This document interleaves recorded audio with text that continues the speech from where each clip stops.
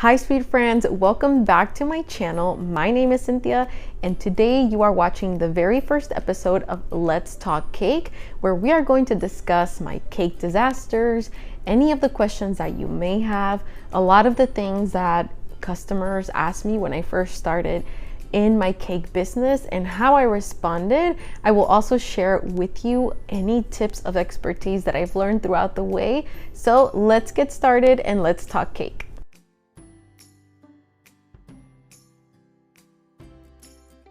So as cake decorators or treat makers, I think one of our biggest fears is dropping a cake or dropping a box of treats and just completely destroying the items and having to start over. I think the fact of just thinking that you spent so much time planning and preparing for this and for that to be destroyed in a matter of seconds is just terrifying.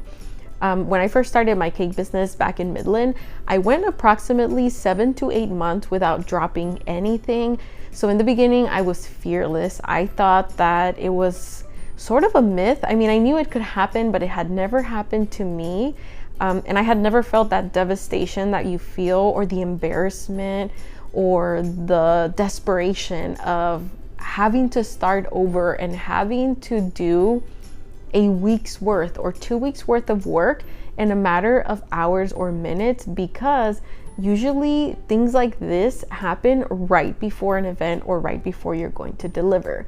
So today I want to tell you about the time that I dropped an entire cake on my customer's feet. Yes, I dropped this cake on her feet. So I want to start with that week in general. So I remember this was back when I was living in Midland. So let's say that it was approximately 2016, 2017. And this order was from a customer that lived 2 hours away from where I was located in Midland, Texas. So it was quite a drive. And at the time, and I still don't, I never have, I didn't offer delivery. I did it maybe twice, but it was only within my community. So I always charged a delivery fee, and I always made sure to plan ahead so that the items could be ready for when my customer was coming to pick up the items. So that whole week I prepared, and I think that week I had about 3 to 4 orders. All of them were 2-tiered cakes, approximately 30 to 40 people. So I was very busy. This cake in particular, and I'll show you a picture here, was one of my favorites and still is one of my favorites to make, and it's the famous unicorn cake. I think people still do it. I think it's still sort of a trend, but back in those times, it was the craze. Everybody had a unicorn cake, and I had already made quite a few unicorn cakes, as you can see here, throughout the time that before this happened. So I prepare all the orders, and usually what I do, in case you're interested, when my schedule went, is that on Sunday, I used to take a look at my planner to see how many orders I had for the coming week. And typically on Monday, what I would do is go grocery shopping, specifically for my cake business, not personal grocery shopping, just specifically for my business. On Tuesday, I would either get the decorations, fondant decorations, or any gum paste decorations, do all of the coloring of the decorations, whether that included painting by hand or mixing fondant colors.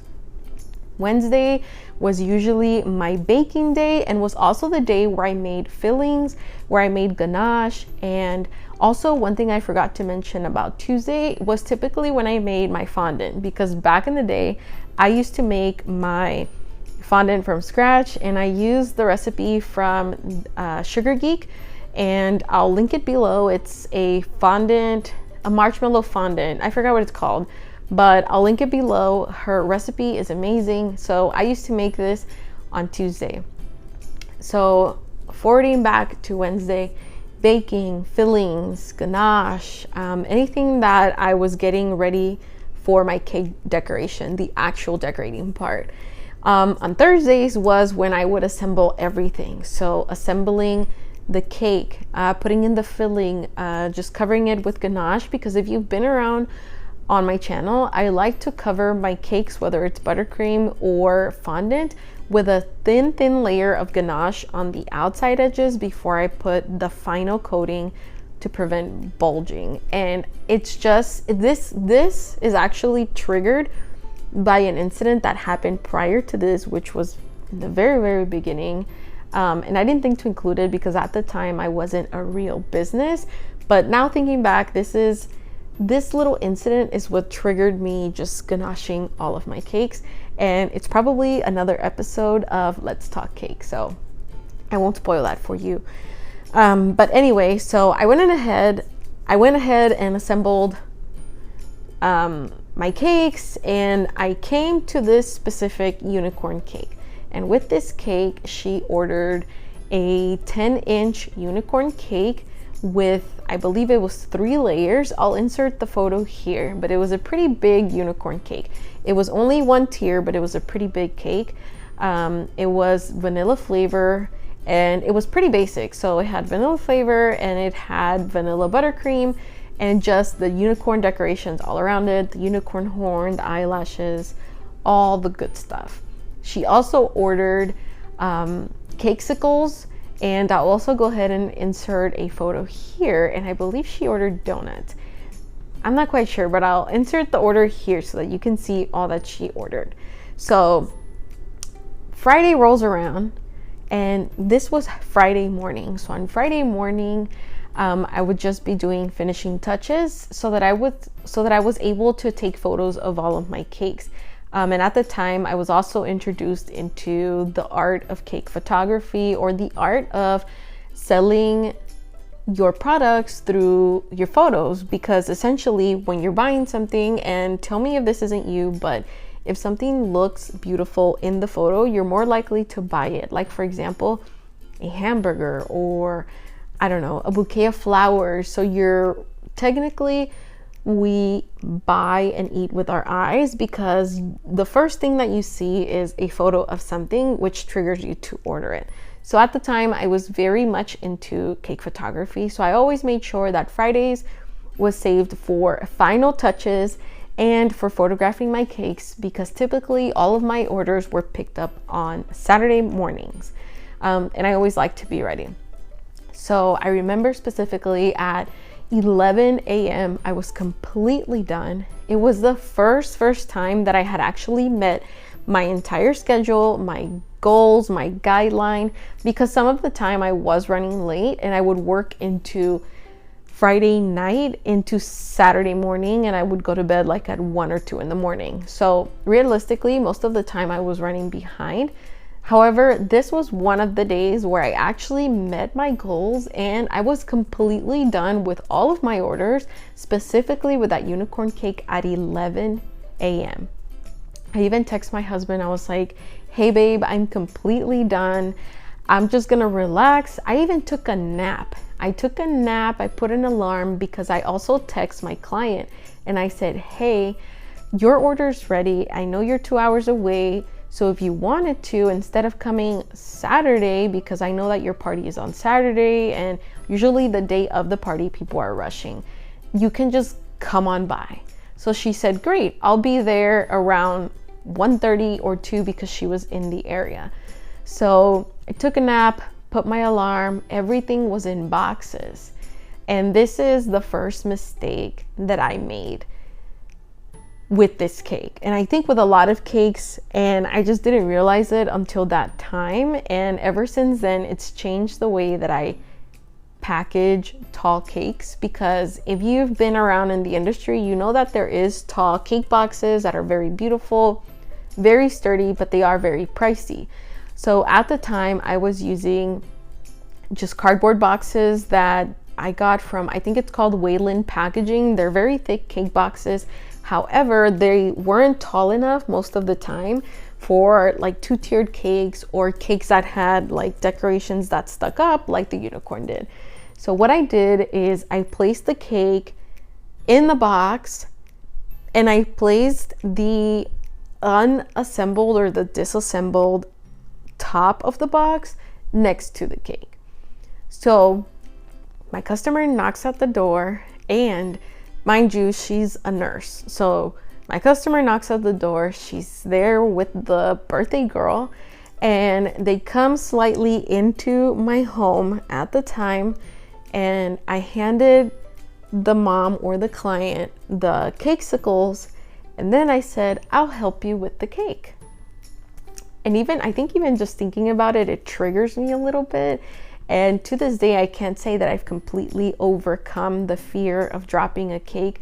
I don't think we ever do. I think you just learn how to prepare for it. So what I did is, I remember holding the box, but before I grabbed the box, I grabbed that disassembled top. I placed it under my armpit, which now thinking back is kind of gross, but I'm being very honest here with you. I placed it under my armpit, or like kind of like on the side, like not on my armpit, but on the side, like down here, like on my boob or something, side boob. Anyway, so then I go to grab the box. So I'm already like grabbing onto here, onto the side of the box, the top of the box like this, and I go to grab the cake.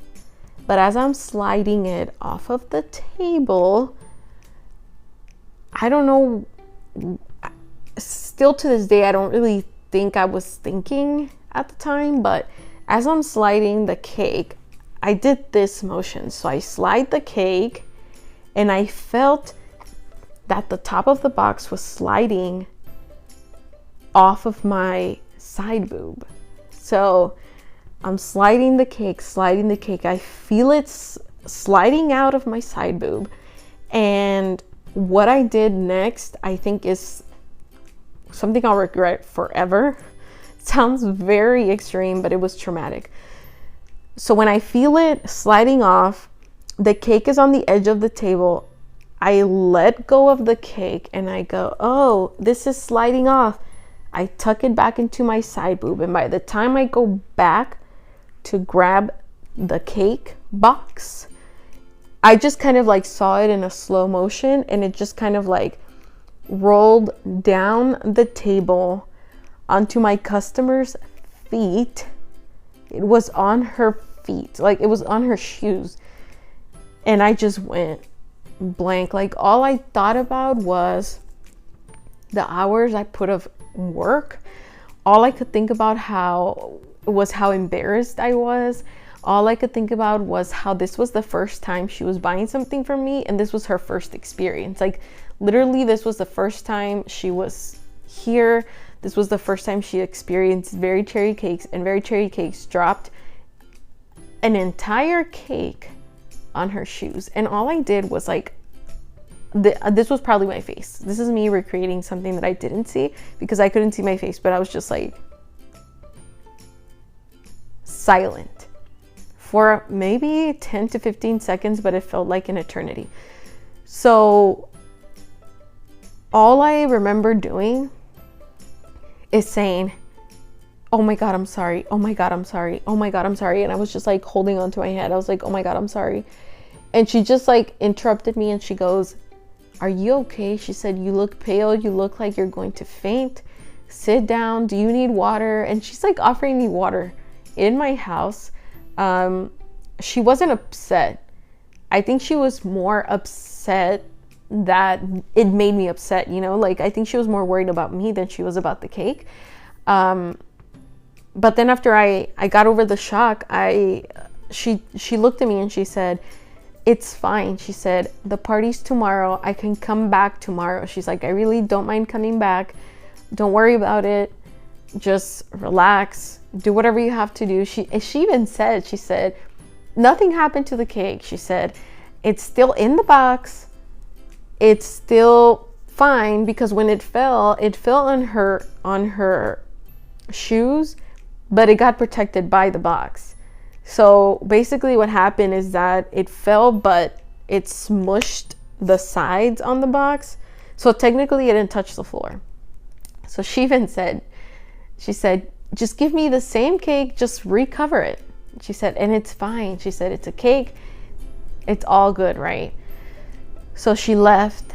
I had my little 30 minutes of crying and freaking out and panicking, because like I told you, I had a little list of things that I did every single day, and every single thing that I did every single day, I now had to do in a matter of hours to be ready for tomorrow. So Saturday, which was tomorrow, she was supposed to come by at 9. So I spent 30 minutes crying. I called my husband and I told him what happened. And I just got back to work. Luckily, that time I had actually made an extra 10-inch vanilla cake recipe. So I had 3 layers ready to go in my freezer. And those were actually supposed to be for a family member. So what I ended up doing is I actually didn't throw away the destroyed unicorn cake. I just took off the icing on the sides. I re-iced it for my family, but I took out those vanilla cakes from the freezer. I re-whipped. I basically did the entire process again. Luckily, the horn was not damaged, because if you've tried to make a unicorn horn before, you know that it needs time to dry, typically when you're using gum paste or fondant. So the horn wasn't damaged. I basically just had to take out that extra vanilla cake that I had in the freezer, re-whip some buttercream, and basically took me, maybe, I don't know if it's because I was a beginner, but I feel like it took me 4 to 5 hours to do this entire process, and I was done by like 10 p.m. But I was working, like I was literally pushing through because I was so tired. And you know, when you're tired and you have to re-whip a batch of icing, it doesn't sound, or like a batch of frosting, it doesn't sound like much, but when you're so exhausted and you're having to do it all over again, it feels like the task just takes like 2 to 3 times as long. So I went ahead, re-whipped, redecorated that entire cake. My family ate the dropped cake, the cake that fell in the box. We ate it. It was fine. But I do have to say what saved me. So now I guess, like, as a closing part, these are the things that saved me. And I don't think a lot of people realize that it also helps. But this is what I learned from this experience. Number 1, what saved the cake that fell on the floor, that fell in the box, was that layer of ganache. So a lot of people say, like, oh, what if my client doesn't like chocolate, ganache, whatever. Luckily, I never ran into that problem. So I let all of my clients know that I ganached all of my cakes with either white chocolate or just like milk or dark chocolate. So all of my cakes had that extra layer. That saved the cake a little bit. It didn't completely stop it from shattering, but it stopped it from just crumbling all over the box because it was a hard fall. Number 2, another way or another thing that I invested in to prevent me from dropping huge cakes was a little rolling cart. It's one of those little carts that lunch cafeterias use to travel with food. I'll insert a picture here. I think it was about $97. But I made the investment because the next month I had a big wedding cake that I had to do, and I just didn't want to have to go through that mental process of what if I drop this cake from my truck or from my car to the venue. So I invested in a little rolling cart, and I actually already had this cart. I just hadn't assembled it. So on Saturday when the lady came, I took out my little cart, I rolled the unicorn cake to her car, I loaded her up. She said it was completely fine, and she continued to recommend me to her friends. Overall, I think the experience was very traumatic, and definitely let me know in the comments below if you've ever experienced this. Have you ever dropped treats or a cake? Have you ever had a moment where it was completely embarrassing and it happened right in front of your client when they were picking up? But overall, I think the idea of picking your clients and having clients that are loyal to you, having clients that are understanding, and having clients that pay for your talents also brings clients that are understanding in situations like this. Sometimes I put myself in that situation and I say, you know, what would happen if, I don't know, if that was me, if I was picking up an order and they completely dropped it, I would be understanding. you know? So I think we all have to keep that in mind when you're advertising and marketing yourself. What kind of clients do you want? Because it's typically what we put in to who we market and who we sell our cakes to is the type of client that you're going to have. And I'm very grateful for the client, and I don't know if she's watching, I don't know if she watches at all, but for her understanding, for how understanding she was in the moment, for her being more worried about me than her cake, driving 2 hours all the way back to Midland to pick up a cake. So that was my cake story. I really hope that you enjoyed it. It wasn't too fun reliving the moment, but I think it's a great teaching moment on what types of reactions we have, what to do to avoid these situations. So definitely let me know, and let all of us know in the comments below if this has ever happened to you and how you fixed it, how your customer reacted. Thank you so much for watching the video. Don't forget to hit the bell and subscribe so that you don't miss another episode of Let's Talk Cake, and I'll talk to you next time. Bye.